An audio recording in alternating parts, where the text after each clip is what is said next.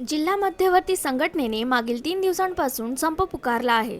त्यामुळे शासकीय, निमशासकीय तसेच जिल्हा सामान्य रुग्णालय सुपर स्पेशालिटी येथील सर्व नर्सिंग स्टाफ संपात सहभागी झाले असून त्याचा परिणाम रुग्णसेवेवर पडत आहे। महाराष्ट्र राज्य परिचारिका संघटनेने या संपाला पाठिंबा दिला आहे। सद्यस्थितीत संघटनेने दिलेल्या सूचनेनुसार काळी फीत लावून काम करीत आहे। मात्र उद्यापासून पूर्णतः संपात सहभागी होणार आहे।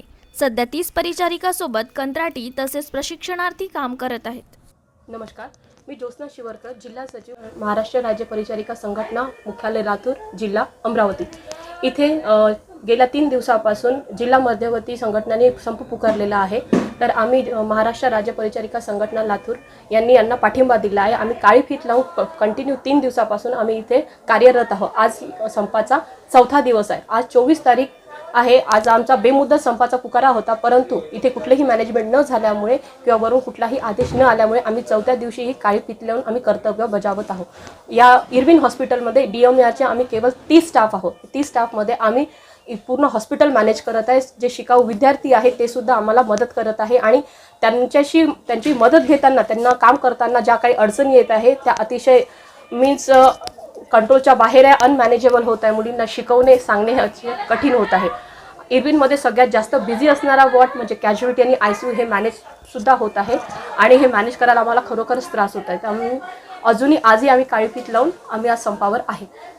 आरोग्य, आता कोणाला आरोग्याची सेवा देणे हे आमची प्रथम भूमिका आहे। ते आम्ही कुठेही त्याला माघार घेत नाही आहे। आम्ही आरोग्य सेवा ही प्रथम आम्ही ठेवत आहे, म्हणून आम्ही माघार घेत नाही आहे। आम्ही स्टुडंटला घेऊन ते मॅनेज करत आहे। आमच्या स्टाफ मॉर्निंग झाल्यानंतर, ऑफ घेतल्यानंतर नाईट ड्युटी सुद्धा करत आहे। नाईट ऑफ झाल्यानंतर त्या परत ड्युटीवर येत आहे। कुठलाही खंड पडू देत नाही आहे। कुठल्याही वॉर्डमध्ये स्टाफ नाही आहे अशी आतापर्यंत कुठलीही कंप्लेंट नाही आहे किंवा कुठे जीवहानी झालेली आहे, OT बंद पडलेली आहे किंवा पेशंट शिफ्ट झालेलं नाही आहे असे कुठलाही अडथळा आलेला नाही आहे। आम्ही व्यवस्थित मॅनेज करायचा प्रयत्न करत आहे। बसतानाही ते कर्तव्य बजावत आहे। याचा अर्थ त्यांना ते आरोग्य सेवा देण्यामध्ये किती तत्पर्य आहे किंवा आपल्या कर्तव्य बजावण्यामध्ये किती तत्पर्य दाखवत आहे हे त्याच्यातून दर्शवून येते की आपली तब्येत खराब असतानाही, संपामध्ये असतानाही ते आपले कर्तव्य बजावत आहे। मध्यवर्ती संघटनेला आवाहन करणार की यांनी लवकरात लवकर मागण्या पूर्ण करावा आणि आपल्या कर्तव्यावर सगळ्या स्टाफनी यावं।